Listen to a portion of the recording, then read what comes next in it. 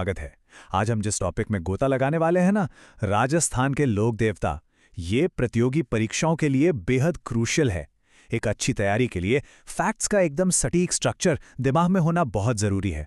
तो बिना time waste किए सीधा शुरू करते हैं। तो आज के एजेंडा पर एक नज़र डालते हैं। पहले हम बात करेंगे राजस्थान के लोक देवताओं की, फिर सर्वमान्य पंचपीर, उसके बाद अन्य प्रमुख देव, फिर संस्कृति की कुछ बेहद महत्वपूर्ण शब्दावली और लास्ट में एग्जाम के नज़रिए से कुछ बहुत ही स्पेशल फैक्ट्स। चलिए सबसे पहले बात करते हैं राजस्थान के लोक देवताओं की। देखिए, फैक्ट्स रटना एक बात है, लेकिन जरा सोचिए, इन महापुरुषों ने गौरक्षा, नारी सम्मान और समाज को जोड़ने के लिए सच में अपनी जान तक दे दी। ये सिर्फ इतिहास के पन्ने थोड़ी हैं, ये तो राजस्थान के कल्चर की एकदम असली रीढ़ हैं। इसी त्याग ने, इसी निस्वार्थ भाव ने इन्हें आम इंसानों से उठाकर देवता का दर्जा दे दिया। अब आते हैं हमारे दूसरे और बहुत ही इंपॉर्टेंट टॉपिक पर, सर्वमान्य पंचपीर। अच्छा, एग्जाम्स में अक्सर क्या होता है ना कि पंचपीरों के नाम में बहुत कंफ्यूजन हो जाता है। ऑप्शंस में तेजाजी या देवनारायण जी आ जाते हैं और अच्छों के दिमाग से नाम स्लिप हो जाते हैं। लेकिन इस एक शानदार ट्रिक को देखिए, पा गो रहा में, बस इसे दिमाग में फिट कर लीजिए।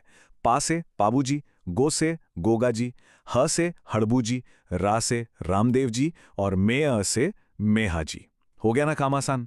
इस एक छोटे से फॉर्मूले से सारे नाम एकदम लॉक हो जाएंगे।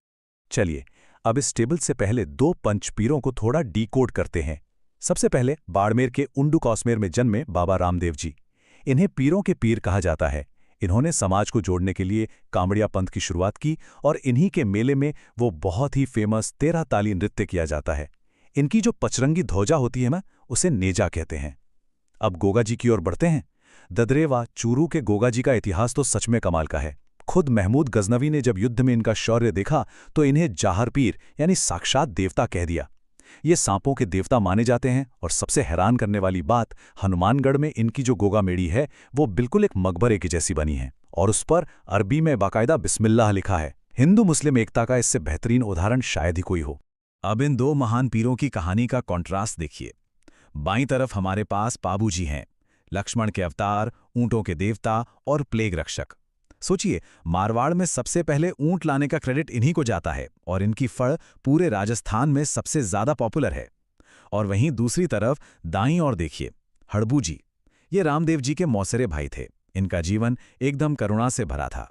पता है, इनके मंदिर में किसी मूर्ति की पूजा नहीं होती, बल्कि इनकी उस बैलगाड़ी की पूजा होती है जिससे ये दूर दूर से जाकर अपाहिज और बीमार गायों के लिए चारा लाया करते थे। मतलब एक तरफ अद्भुत शौर्य है तो दूसरी तरफ बेइंतहा करुणा। और हमारे पांचवें और आखिरी पंचपीर हैं मेहाजी मांगालिया। इनका मेन मंदिर जोधपुर के बापणी में है। एग्जाम्स में अक्सर एक बहुत स्पेसिफिक सवाल आता है, इनके घोड़े का नाम क्या था? तो याद रखिएगा, नाम था किरड काबरा। और इनके साथ ना एक बहुत ही रहस्यमयी मान्यता जुड़ी है। ऐसा माना जाता है कि जो मेहा जी की पूजा करने वाले मुख्य भोपे यानी पुजारी होते हैं, उनकी कभी वंश वृद्धि नहीं होती। वो हमेशा किसी बच्चे को गोद लेकर ही अपना वंश आगे बढ़ाते हैं। है ना एकदम अलग और दिलचस्प बात। ठीक है, अब आगे बढ़ते हैं हमारे तीसरे हिस्से की तरफ, जो है अन्य प्रमुख देव। यहां स्क्रीन पर दो और बहुत ही महान नायकों की कहानी है। बाईं तरफ वीर तेजा जी हैं, जो जाट समाज के आराध्य हैं। इन्होंने लाछा गुजरी की गायों को लुटेरों से बचाने के लिए अपनी जान की बाजी लगा दी थी। इन्हीं की याद में पर्वतसर में इतना विशाल पशु मेला लगता है। और दूसरी तरफ आसींद के देव नारायण जी हैं, जो गुर्जर समाज के आराध्य और विष्णु के अवतार माने जाते हैं। इनकी सबसे खास और यूनिक बात यह है कि इनके मंदिर में किसी मूर्ति की नहीं, बल्कि ईंटों की पूजा होती है, और वो भी ताज़े नीम के पत्तों से। और ये इतने अहम हैं कि भारतीय डाक विभाग ने बाकायदा इनकी फड़ पर एक असली डाक टिकट तक जारी किया हुआ है। अब इन दो नामों पे थोड़ा ध्यान देते हैं, मल्लीनाथ जी और तल्लीनाथ जी। नाम सुनने में बिल्कुल एक जैसे लगते हैं ना, पर इनकी ऐतिहासिक पहचान एकदम अलग है। मल्लीनाथ जी का कनेक्शन बाड़मेर के तिलवाड़ा से है।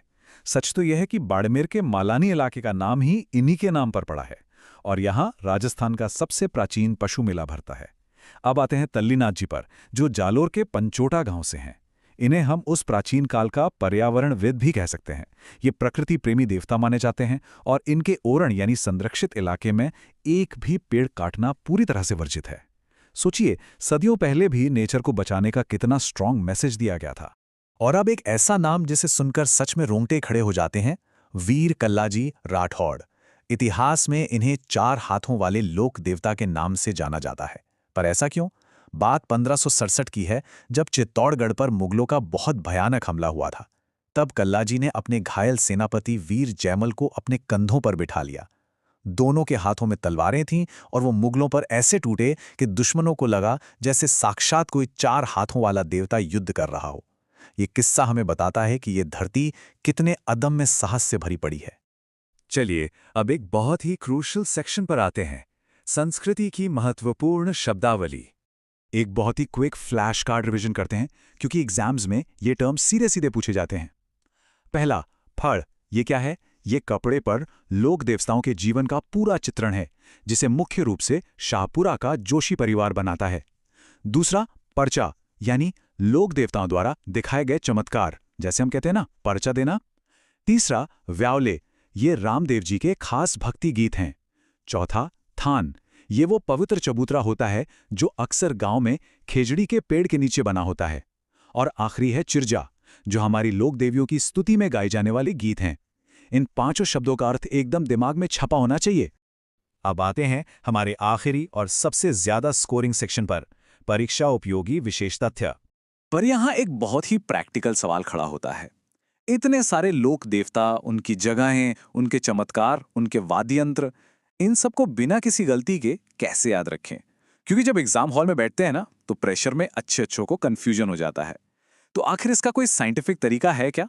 बिल्कुल है, और इसका सबसे तगड़ा तरीका है बुलडोजर मेथड।